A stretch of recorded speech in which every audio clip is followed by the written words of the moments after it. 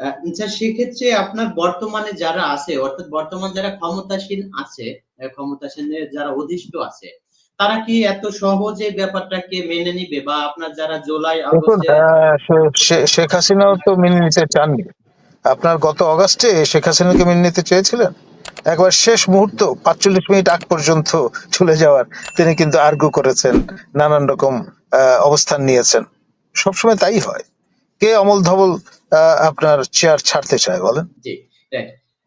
জনাব সাকিব, আপনার কাছে আসবো স্যারের সূত্র ধরেই, অর্থাৎ স্যার যে তথ্যটা আমাদেরকে দিল, যে অচিরেই, অর্থাৎ আপনার আমাদের মোটামুটি আমরা 11th আওয়ারেই আছি, এটা বলা চলে। তো এই ক্ষেত্রে যদি এরকম একটা পরিস্থিতি তৈরি হয়, ইতিমধ্যে আমরা বিভিন্ন সময় দেখেছি বর্তমান যারা ছাত্র সমন্বয়ক বা এনসিপি যে নেতাকর্মী যারা আছে, তারা বিভিন্ন সময় হুমকি ধামকি দিয়ে আসছে। তারা যদি 5ই আগস্টে তৎকালীন আওয়ামী সরকার যদি তাদের যদি পতন না হতো, তাহলে তারা যুদ্ধ ঘোষণা করত। তাহলে এই বর্তমান যে সিচুয়েশনটা তৈরি হচ্ছে, স্যারের কথা মতো বা স্যারের কথা অনুযায়ী, এরকম একটা পরিস্থিতি যদি তৈরি হয়, তাহলে কি আপনার মনে হয় যে তারা একটা গৃহযুদ্ধ দিকে মানে ধাবিত হবে, বা তারা এরকম ঘোষণা দিতে পারে, বা পুরো দেশ একটা গৃহযুদ্ধের দিকে ধাবিত হতে পারে? জি, ধন্যবাদ। আমার সহ আলোচক শ্রদ্ধ করিমুল্লাহ স্যার, তো আমি আমার পক্ষ থেকে আন্তরিক অভিনন্দন এবং ধন্যবাদ জানাচ্ছি। স্যারের সাথে আজকে আমি এই সরাসরি কথা বলার সুযোগ পাচ্ছি। আমি প্রথমে বলতে চাই যে 2024 সালের যে 5 আগস্টে শেখ হাসিনার যে পতন হয়েছিল, সেই পতন আমি মনে করি এটা শেখ হাসিনার নিজের পায়ে নিজে কুড়াল মারে বেড়েছে ওয়ান কাইন্ড অফ। কারণ জুলাই অভ্যুত্থান যখন চলছে তখন কিন্তু কেউ জানতো না যে এটা কি আসলে অভ্যুত্থান নাকি সরকার পতনের একটা বিষয়।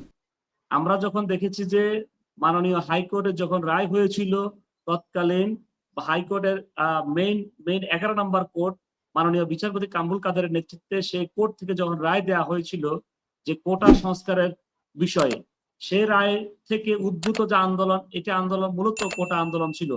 এবং বাংলাদেশের কখনো কোনো রাজনীতিবিদ এটা বলতে পারবেন না, কোনো দল বলতে পারবে না এটি শেখ হাসিনার বিরুদ্ধে বা সরকার পতনের আন্দোলন ছিল। পরবর্তীতে শেখ হাসিনা এবং তার দলের নেতৃত্বের কারণে, একটি গোয়ার্তুমির কারণে এবং একগুঁয়েমির কারণে এই আন্দোলনটা একটি বড় একটা আন্দোলন সৃষ্টি হয়। এবং সেই ফলে 2024 সালে 5 আগস্ট শেখ হাসিনা পালিয়ে যায়, যেটি দক্ষিণ এশিয়ার মধ্যে একটি খুবই চাঞ্চল্যকর বিষয়। এবং এটি খুবই, এটি আমি মনে করি এটি প্রধানমন্ত্রী শেখ হাসিনা হিসেবে এটি নির্লজ্জ একটা আচরণ করেছেন। তিনি যদি 3রা বা 4ঠা বা 5 আগস্ট সকালে পদত্যাগ করে যদি জেলে চলে যেতেন, হয়তো বা আজকে এই অবস্থা সৃষ্টি হতো না।